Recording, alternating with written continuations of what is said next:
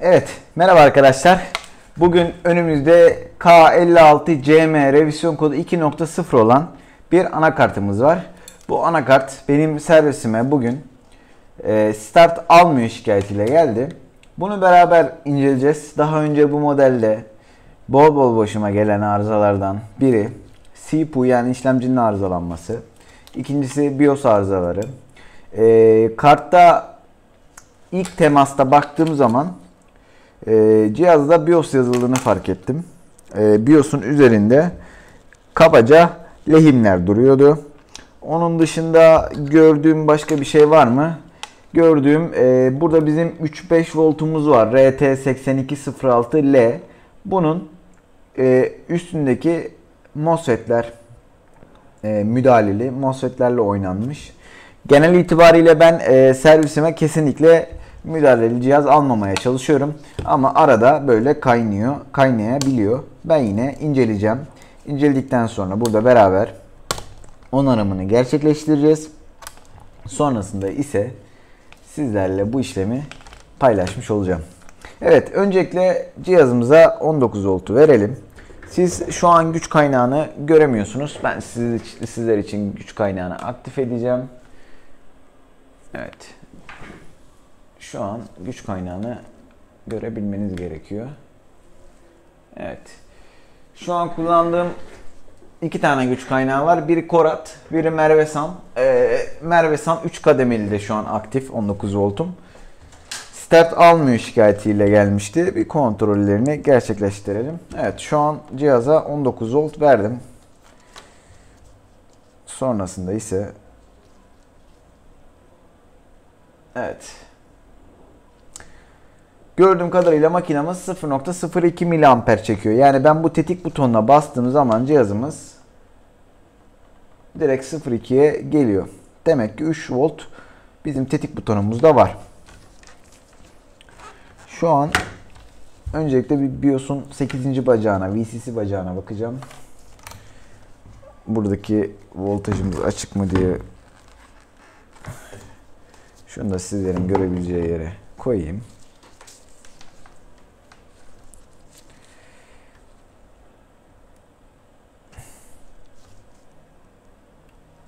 Evet, BIOS'umuzun 8. bacağında 3 volt, tam olarak 3 volt olmasa da 2.58 2.959 milivolt var. Şimdi bu tür sorunlar genelde benim en midemin bulandığı sorunlardan biri oluyor. Çünkü makinamız start verme konumunda oluyor. Ama yalancı start alıyor. Şimdi cihazımızın giriş MOSFET'lerine bakmamızdaki bir bakalım. Gerçi sorun olacağını düşünmüyorum. Evet. Burada hiçbir sorun yok. Yani bizim şarj entegremize kadar çok sağlıklı bir şekilde 19 volt geliyor gibi gözüküyor. Tekrar start verdim makineye. Start verdim. Evet. Voltaj kademesini aldım. 19 volt şarj entegremize kadar güzelce geliyor. Şarj entegremizin olduğu yerlerde 5 ve 6 volta dönüyor. Evet. Evet, 3.3 volta kadar dönüyor. Şimdi bu makinamızdaki sorun artık 19 voltta değil. 3-5 volt dağılımlarına bakacağız. Ben board oyunu sizler için hazır da açtım. Uğraşmayalım tekrar açmaya. Şimdi cihazımızın 3-5 voltun olduğu yerde ben müdahale görmüştüm. Oralara beraber hızlıca bakalım.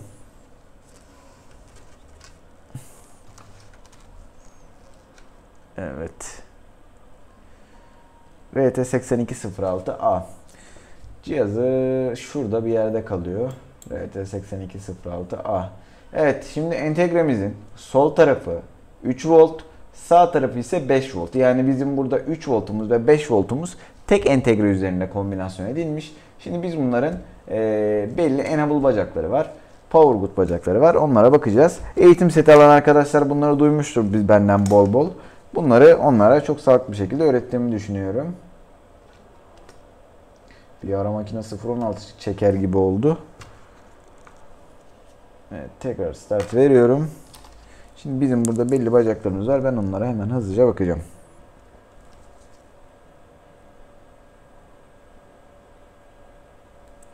Şimdi benim bakmam gereken 14. bacak 5 volt enable.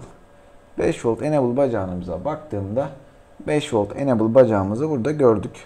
5 voltumuz 3.3 voltumuz sağlıklı bir şekilde çıkıyor buradan. 13. bacak 5 volt power good bacağına baktığım zaman burada 13. bacak pardon 13 aynen 13. bacak 17, 16, 15, 14, 13 şu olması gerekiyor. Evimiz yani 1, 2, 3, 4 4. bacak.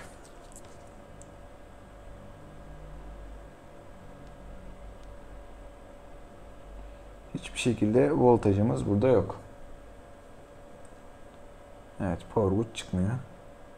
Enable çıkıyor. 12'de de başka bir voltajımız çıkıyor. Şimdi 3 voltlara bakacağız.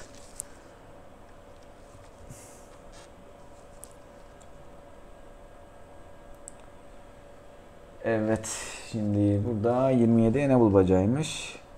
27 enable bacağına baktığım zaman 3.3 volt enable bacağımız da geliyor. Sonrasında ise 28 power good bacağı. Burası da 28. bacağımız oluyor. Power good bacağımız da çıkmıyor. Yani entegremize enable'lar giriyor ama power good'lar çıkmıyor arkadaşlar. Bunlarla alakalı incelememize devam edeceğiz. Yani bizim enable bacaklarımızda voltajlarımız var. 3 volt. Power good'larda hiçbir şekilde voltaj yok. Entegremize sağlıklı bir şekilde voltaj giriyor gözüküyor. Bakalım bu sistem entegremize 3-5 volt entegremize sinyali geliyor mu? 7. bacak. Bu ground. Bu da 5 volt olarak 4.97 yani tolere edemiyor. Tam 5 voltu veremiyor. Var. Ref 3-5 volt ref bacağına bakalım. Bu da 1. bacak. Burada da 1.9 volt var. Power good'lar çıkamıyor. Power good'lar çıkamıyorsa cihazımız şu an yalancı start almış durumda. Yani cihazımızda 0.02 mAh çekiyor. Büyük ihtimal çiplerden bir tanesi olur. Çünkü bu tür durumlarda enable bacakları entegreye gelen voltajı sürüyor. Ama power good'lar çıkaramıyorsa çiplerden birinde problem oluyor. Çipimizi test etmek için de şimdi makinamız eğer start almasa bu çipimizi %100 test edemeyiz. Ama şu an %60'lık bölümünü test etme şansımız var. En azından voltajın geldiğini, çipten sağlıklı çıktığını görelim. Bunun için de PLT reset hattımıza bakacağız. Bu da Güney Köprümüzün hemen altında olduğunu söylüyor. Güney Köprümüzün altında hangi bölgede kalıyor? Şurada bir soketimiz var. O soket tam olarak şurası. Üstünde neymiş bu?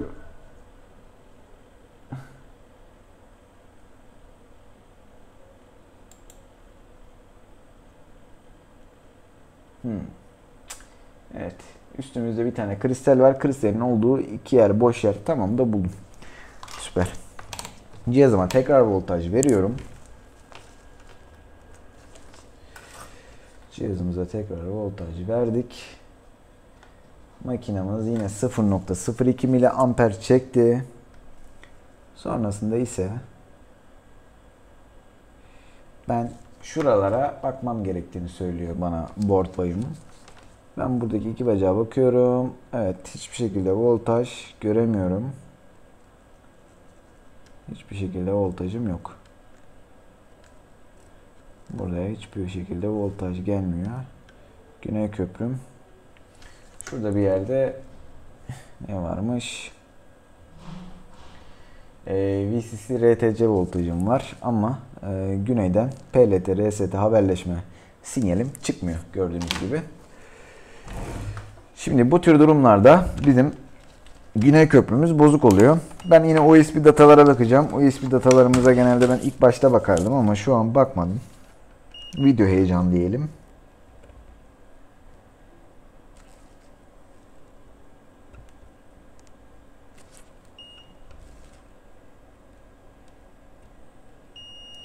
Evet, USB datalarımızda herhangi bir kısa devre yok. Kısa devremiz sadece kısa devremiz yok. Cihazımızda Güney ya baskı alamıyor, yani ya bir rebol gerekiyor ya da Güney köprümüz bozuk, çünkü PLT, RST haberleşme sinyalimiz çıkmıyor.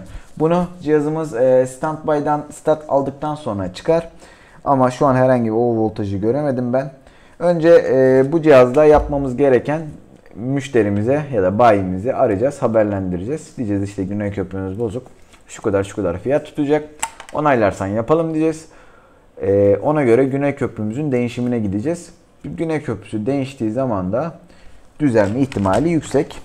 Ben şu daha önceki teknisyen arkadaşın değiştirdiği MOSFET'lere bakmak istiyorum. Bir kısa devre yok. Büyük ihtimal içindeki diyot da sağlam gözüküyordur diye düşünüyorum. Bir bayimizi arayalım. Fiyatımızı alalım. Ondan sonra onay gelirse cihazımızda Güney köprüsü değişimine gidelim. Ama ben Güney köprüsünün değişmesiyle düzeleceğine inanıyorum. Güney köprümüzde SLC8E chipsetimiz mevcut. Beni izlediğin için teşekkür ederim. Sağlıcakla kalın. Görüşmek üzere.